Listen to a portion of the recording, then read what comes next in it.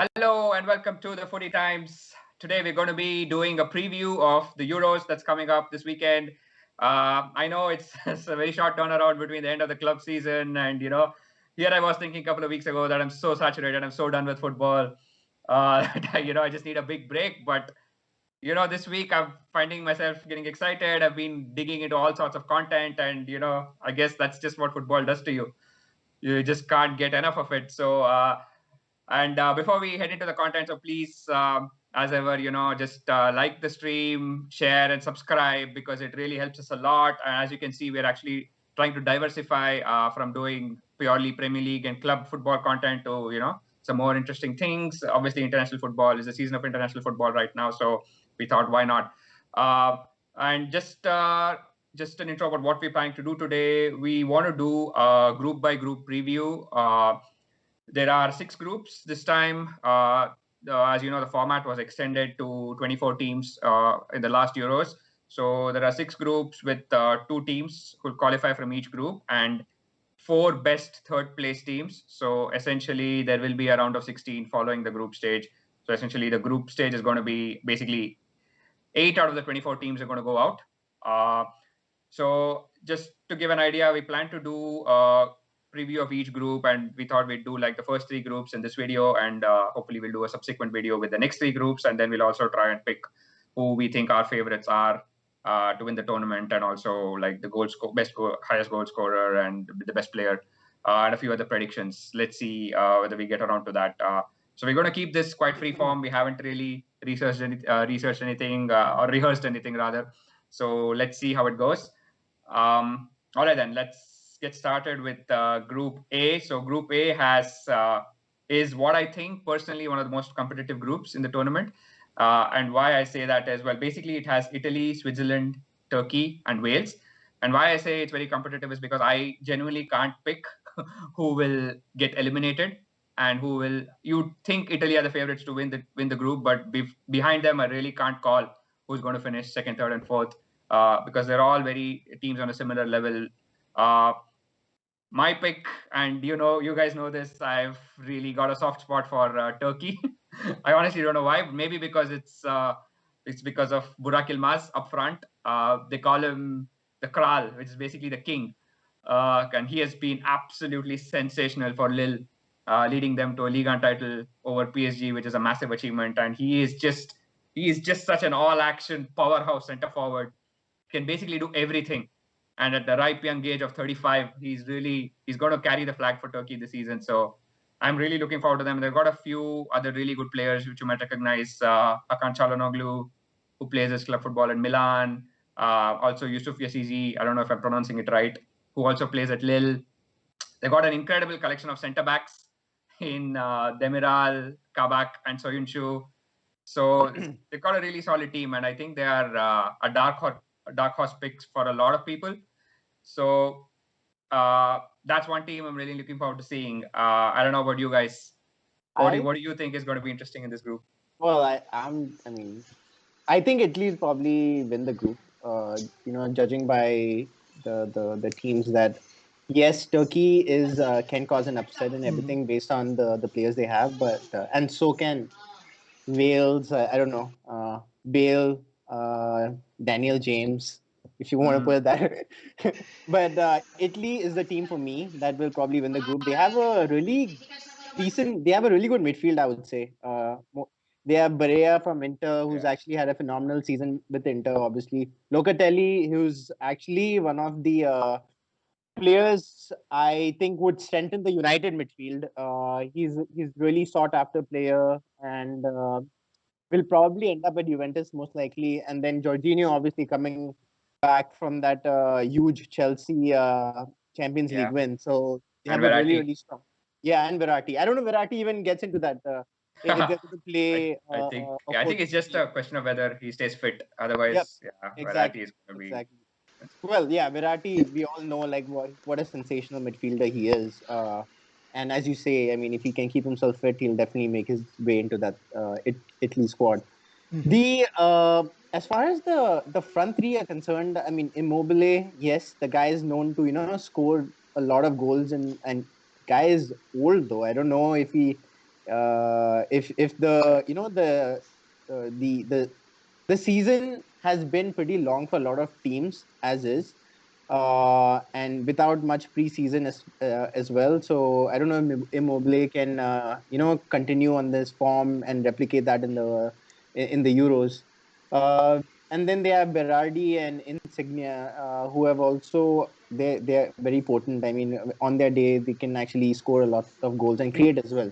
Chiesa is going to be Yeah, Chiesa. Sorry, Chiesa from uh, the right will also yeah, be I mean, I've he's an watched. X factor player personally because Exactly, he's exactly. pretty I creamy. feel there were times this season when Juventus had to pull off those crucial wins. I mean, I'm a huge CR7 fan, as you can tell. But Chiesa was the like one of the main key components for that Juventus team. So he would be bringing a lot of. He brings a lot of exuberance, a lot of energy to the Italy side.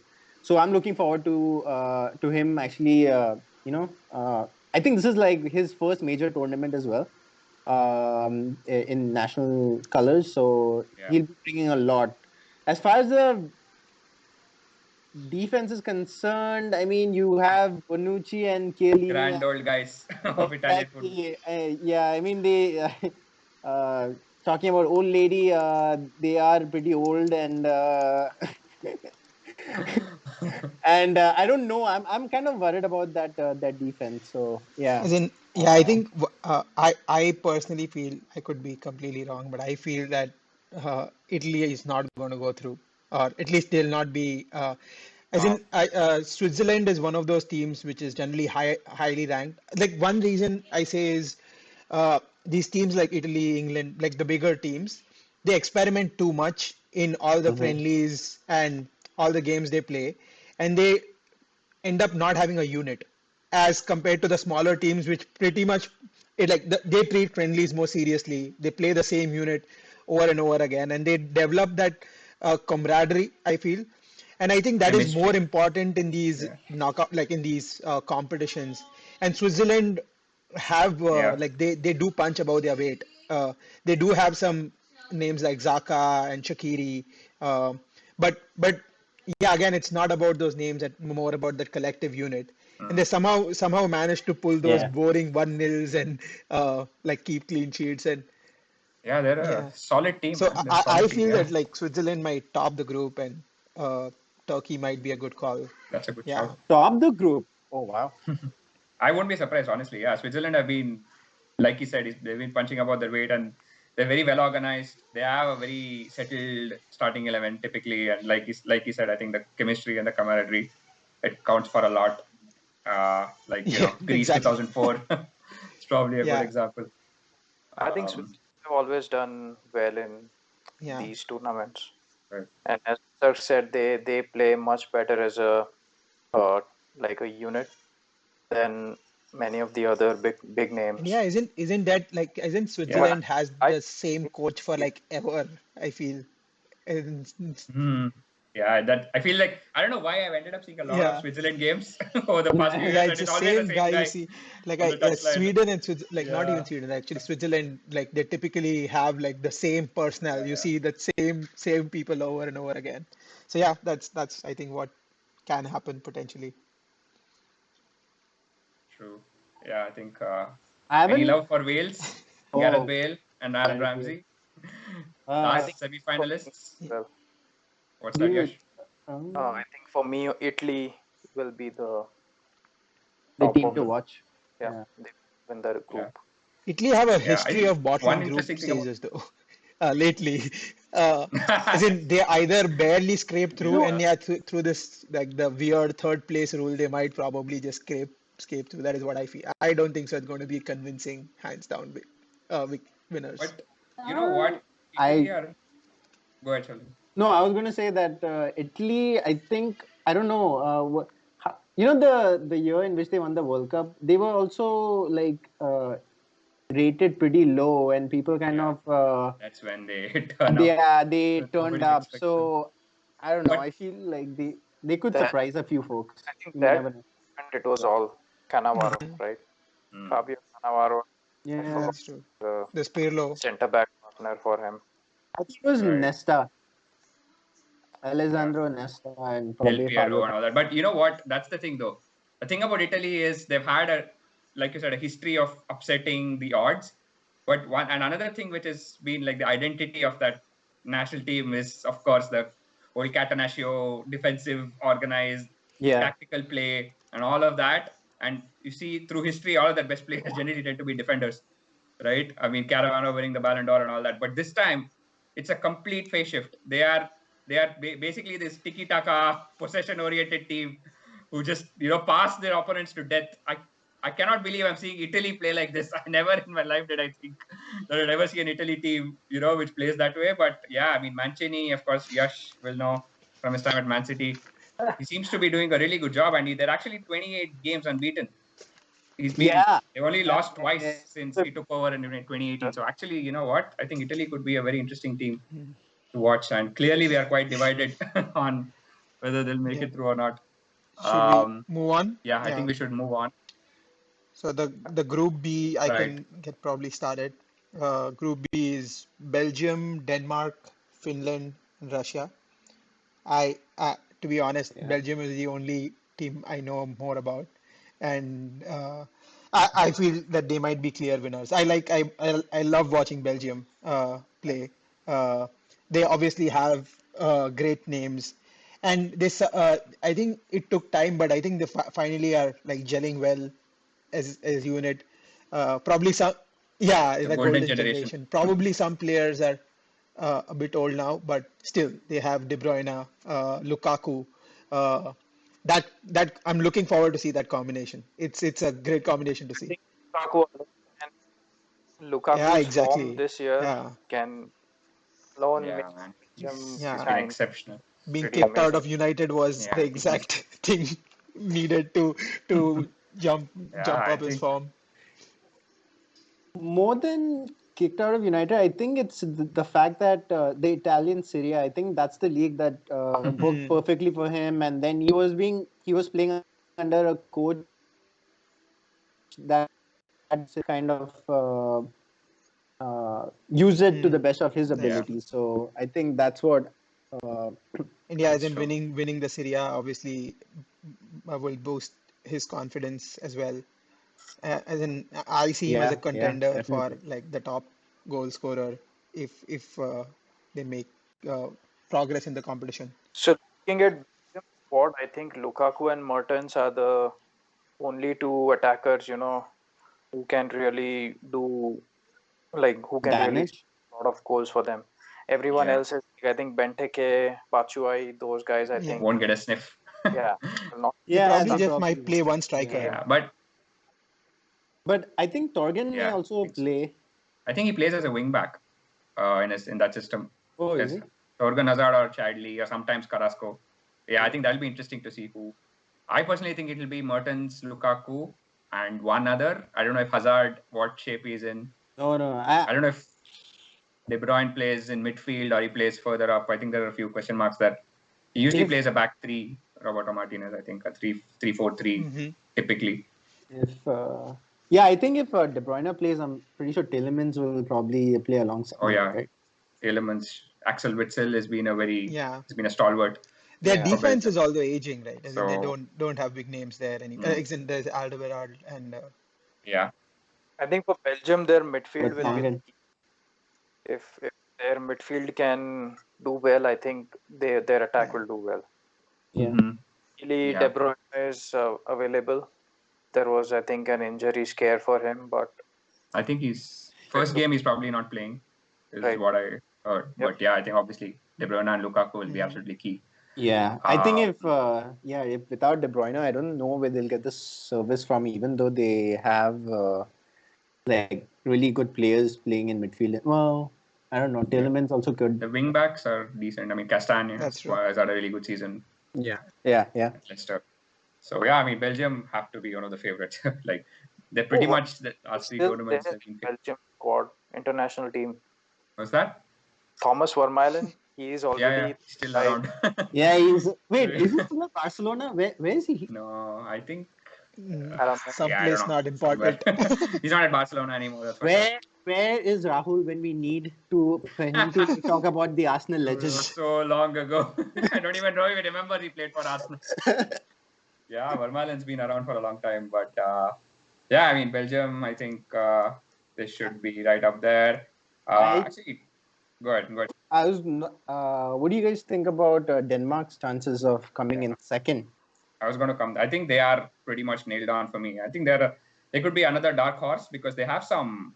I was just going through. I've watched a couple of their games recently. They have a lot of players from big clubs. Yeah. Across Europe. If you look at it, go through the Højbjerg, midfield. Eriksen. Højbjerg, Delaney plays for Christensen. Dortmund. Yeah. There's a double pivot. Christensen. Eriksen, Christensen, and Simon Kjær, who's had an exceptional season at Milan, who's the captain. They have Martin Braithwaite, plays for Barcelona, Yusuf Poulsen, Leipzig, Kasper Dolberg, who was a big talent at Ajax a couple of years ago. Isn't Sabitzer Austria? Oh, he's Austrian? Yeah. Oh, okay. Yeah. So Denmark is a good team. Yeah, I think Denmark, and they play really good football. I mean, I think they lack a little bit of incision up front. They don't really, I mean, Eriksen, they kind of really heavily dependent on Eriksen for creativity and goals. Because those forwards, even though they play for big clubs, they're not the most productive, like the likes of Poulsen and Braithwaite. But yeah, I mean, all over the pitch. And they've got the likes of Vestergaard as well, centre back, who doesn't even get into the team, I think. So, yeah, I think Denmark for me are a very interesting team. Michael is goalkeeper. So, was that Yash? Kasper Schmeichel is their goalkeeper. Oh, yes. So, right. If they go to penalties, then you have a good penalty saver. Yeah, but I think with like a lot of these smaller teams in general, like there is, if I'm not mistaken, there is no host nation this time, right? As in it's happening all over, like multiple. Like I think like that host nation factor would be missing. I always like seeing the host team like when in the competition like the World Cup happened in Russia, you get something special. But I think this is going to be weird to. Are all teams playing in neutral venues? No. So the way this, I think I should have mentioned that. So basically, they have multiple host countries, and usually each group has 1 to 2 host nations. So if there's only one host nation, then that host nation plays all their games in their home stadium. Okay. But if there are 2 host nations, when they play each other, then preference is given to one. So in the first group, Italy and Azerbaijan are the locations. I mean, Rome. So Italy will play all their games in Rome. In Group B, there's actually Denmark, Copenhagen and St. Petersburg, because Russia is also in it. That could be a factor. When Denmark, yes, I think that's a good point, Nisarg. Yeah, so I think when Denmark play Russia, Copenhagen is the venue and not St. Petersburg. So Denmark have an advantage there as well, because they play. Yeah, not sure how much crowds are going to be in, but it's definitely more than 0, which is a great thing. Right, that's a very big factor actually. I think it's 25%. I need to check that, but yeah, I think all the venues. I think Hungary is the one which I have 100%. I believe I need to check that again. Budapest, which is crazy because they're not that great on the COVID front. But yeah, anyway, I think it's definitely at least 25% per venue. And yeah, I think to round off, there's not much. I think Russia and Finland are probably going to be fighting it out for third, and probably Russia will finish third. Yeah. Finland are rank outsiders. Good. Yeah. Yes. I just saw Finland as Footy, so yeah. So that will be fun. Yeah. So Finland are the rank outsiders. It's their first they could be the major new tournament. Iceland. Actually. Yeah, who knows? Pukki is obviously the one marquee player that they have. And Russia, not much to talk about. There's got this. The striker is Artem Dzyuba. I don't know if you guys know. He won the title with Zenit this season. He's a bit of a character. He received the trophy in a Deadpool uniform. So. Oh yeah. I saw that. A bit of a character, and he's probably one of their best players. He does score goals. So, and Alexander Golovin. I don't know if you remember from the World Cup. Yeah. He's had an up and down season at Monaco, but yeah, he's one of their better players. So Zhirkov is still playing. Yeah, Zhirkov is still playing. Very old. He's one of those. So yeah, I don't think Russia are going to be as competitive as they were in the World Cup when they were hosts, obviously, and made the quarterfinals. But they might just have enough to finish third, and then it's just about how well you finish third. So 4 best third place teams go through, as we said already. And moving on to, I think, the last group in this video, Group C, which personally I think is the worst group of the lot. The Wait, group of why do you life, say that? if you will. First in terms of quality. Yeah, Because worst of in terms the of quality. quality. Yeah, exactly. Yeah, go ahead. Yeah, so you have Austria, who are better than they've ever been. I didn't realize Let me put it like that. Alaba plays for Austria. Interesting. Yeah. Oh. Yeah. Yes. Alaba, and then you said Sabitzer also plays. Sabitzer, yes, Sabitzer, and a couple of other players who play in Arno, Germany. this Arnautovic, I think he played for West. He played for West Ham, right? Arnautovic, yeah, right. Yeah. Yep. Dude, United were after why him. not? Sure.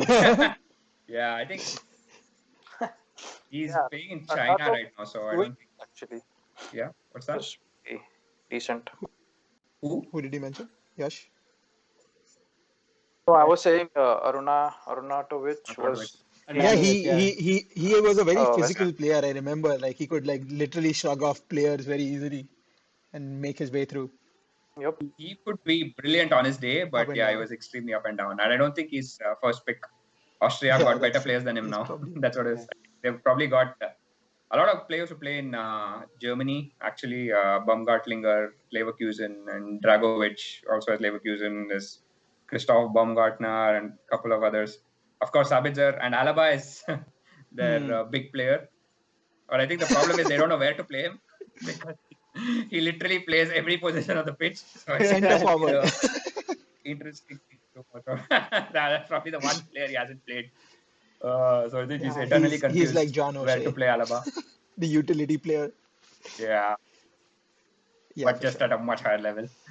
Fair enough. Yeah, I think Alaba is probably the one they're relying on. I don't know. Anyone wants to talk about Holland? The disappointment for Van de Beek continues. It feels like it's the worst year for him. It's like just that guy just can't get a break. Honestly, I'm going to forget he exists. He's missing the Euros from an injury. Sorry, I missed that. So Van de Beek, he's missing the Euros after a pretty abysmal season, or not a lack of play time in United. He's not even going to play for Netherlands now. Hey, think of it this way. That's a reason for Frank de Boer to tell Van de Beek, dude, I'm not playing you in the national team because you're injured. Rather than not playing him in the team itself. True. I don't think he was first choice for Netherlands to begin with. I think they already had like Wijnaldum. Yeah. And then Frankie de Jong and De Roon. Those are the three players who probably for Netherlands? I have no idea. Depay.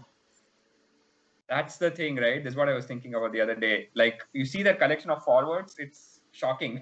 Like, they're totally reliant on Depay. There's Wout Weghorst, who's had a good season at Wolfsburg.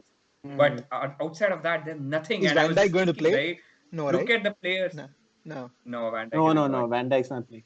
Yeah, it's. I mean, in defense, I think they're relatively okay with De Ligt and De Vrij. Yeah, De Vrij had a great season at Inter. Dude, who's the Botman? Botman also can play, right? I don't think Botman's in the squad.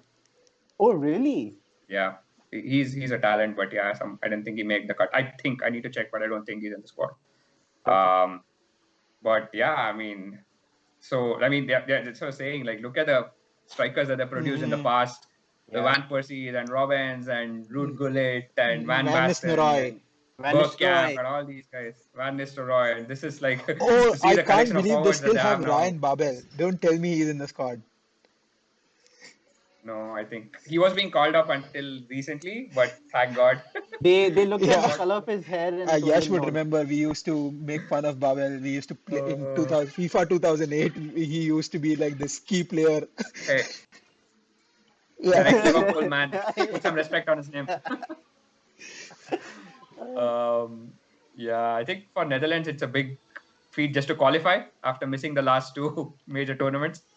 So yeah, I mean, the national team is going through a very fallow phase, which kind of happens with them. It's very up and down. Like they have this golden generation, and then there is like a period where they don't produce much before they produce sort of another set of players. That's kind of how they've been traditionally. Like they've had the Cruyff generation, and then the Gullets and Van Bastens and Koemans, and then you had the Ajax generation in the 90s, your Bergkamp and Kluivert and Overmars and all those guys. And then the most recent one, which was Robben, Sneijder, Van Persie. But yeah, I think the current one is very, very underwhelming. So, but I think they should probably have enough to get through this group, given, it's not very good. Wait, who are your second picks though for this group? Austria might be. Austria, Netherlands. Yeah. Austria. No chance of Ukraine making it. They have Zinchenko. Unless Zinchenko has to stay. What do you think, Yash? They have Yarmolenko, Andrei Yarmolenko. That's the other. True. And they have the biggest name is probably on the dugout. Shevchenko is the manager. So he's actually done a really good job with them in the last few years. They kind of have a good midfield, I think. Of course, Zinchenko plays in midfield for them. And they have what's that guy's name? Malinowski from Atalanta. He's got a wand of a left foot. he's well known for that. So they've got a couple of good players there, but they may just miss out on the top two, I think, personally. And the last note I want to say, North Macedonia are also in their first major tournament, and who's leading the line for them? Does anybody want to take a guess? Goran Pandev. That's right, Goran Pandev of the Inter treble-winning team fame. So he's 37. He must be one of the oldest outfield players at least in the tournament. Or he's still going strong, and he's kind of their talisman, as you would imagine. And there's also Elif Elmas, who's a very talented young player who plays club football at Napoli. So that's another player to watch out for, I think, which viewers might recognize. So yeah, is there anything else you guys want to mention here? Nope. If no, not, I'm excited for the other half actually. Yeah, that's where we'll cover England, I think, and the group of death. Yes. Which we'll come to that. So just to recap, we think Group A is going to be Italy and Switzerland, top two. Is that right? I differ. Yeah. I think it's going to be Switzerland and Turkey. And Italy are going to be third. Yeah, I think it'll be Italy and Turkey because, like I said, I'm backing Turkey for this one. But yeah, I mean, I feel like the third place team from this group will go through because it's a strong group. And Group B, probably we're saying Belgium and Denmark, I think. Yeah. We're all agreed. Yeah, unanimous. Group C is Netherlands and Austria. Okay, yeah, and probably Ukraine in third. North Macedonia will go out, I think, along with Finland, probably for sure. All right then, so that was fun. Hopefully, let's try and come back with groups D to F as well. So yeah, thank you guys for joining us. As always, please, if you like the stream, do care to like it. And we hope to do more such videos as the Euros go on. And we also have a Copa America coming up. I don't know if you want to talk about that at some point, but anyway, that's to come in the future. So thanks again for joining us. We'll see you in the next video. Bye. Bye.